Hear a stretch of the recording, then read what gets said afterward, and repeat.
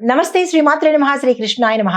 November 20, 2025 గురువారం రోజు మేషాది ద్వాదశ రాశుల వారికి ఎలా ఉండబోతోంది, గ్రహాలు ఇచ్చే ఫలితాలేంటి, ఆ గ్రహాల యొక్క సూచనలు ఈ అన్ని రాశుల వాళ్ళకి ఎలా ఉండబోతోంది అనే అంశంలో ముందుగా గ్రహస్థితులు చూసినట్టయితే కనుక ఈ రోజు గురువారము ప్రత్యేకంగా గురుగ్రహానికి ఆధిపత్యం వహించే రోజు ఈ రోజు.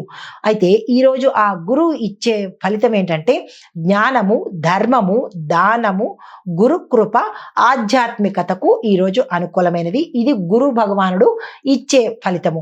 అయితే నవగ్రహాలు ఎలా ఉన్నాయి, ఏ స్థానంలో ఉన్నాయి అంటే కనుక చంద్రుడు కర్కాటకంలో సంచారం చేస్తున్నాడు, సూర్యుడు బుధుడు వృశ్చికంలోను, గురుడు మిథునంలోను, శుక్రుడు కన్యలోను, కుజుడు మకరంలో ఉచ్చస్థితిలోను, శని భగవానుడు కుంభంలో స్వగ్రహంలోను, రాహు మీనంలోను, కేతు కన్యలోను సంచారం చేస్తున్నారు. అయితే వీరిచ్చే ఫలితాలు దేని మీద ఉన్నాయి అంటే కనుక చంద్రుడు కర్కాటకంలో సంచారం చేస్తుండడం వల్ల భావోద్వేగాలు, కోపము, ఆవేశము, అహంకారము ఇలాంటివి వచ్చే అవకాశాలు ఎక్కువ కనబడుతున్నాయి. మొదటి పాయింట్.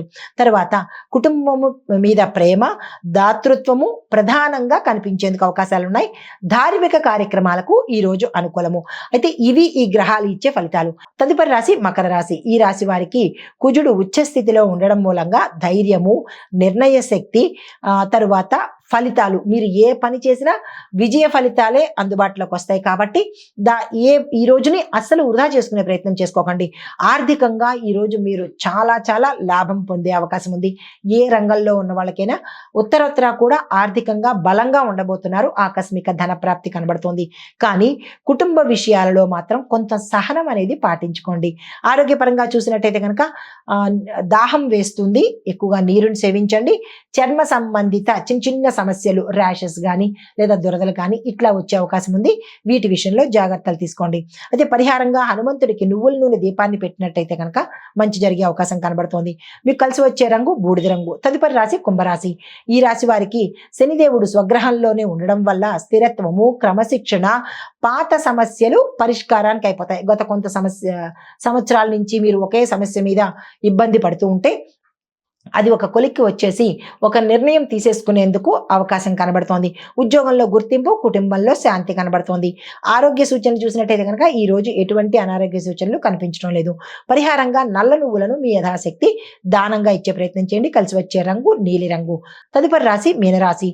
ఈ రాశి వారికి రాహు మీ రాశిలోనే సంచారం చేస్తూ ఉండడం వల్ల కొంత అయోమయ పరిస్థితి, గందరగోళ పరిస్థితి, అనిశ్చితి, డిస్టర్బెన్స్ గా ఉండడము, మానసిక అశాంతి, గందరగోళము ఇలాంటివన్నీ ఈరోజు కనిపిస్తున్నాయి.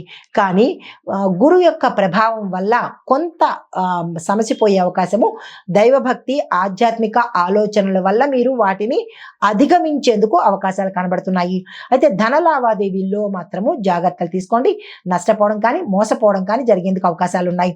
ఆరోగ్యపరంగా చూసినట్టయితే కనుక ఎటువంటి అనారోగ్య సూచనలు కనిపించట్లేదు. కానీ నిద్ర సంబంధిత సమస్యలు ఎక్కువ ఉన్నట్టున్నాయి. జాగ్రత్తలు తీసుకోండి. పరిహారంగా గురువారం రోజు దత్తాత్రేయ స్వామివారి ఆలయ దర్శనం చేసుకుని స్వామివారిని మీ యథాశక్తి పూజ చేసుకోండి. మీకు కలిసి వచ్చే రంగు తెలుపు రంగు.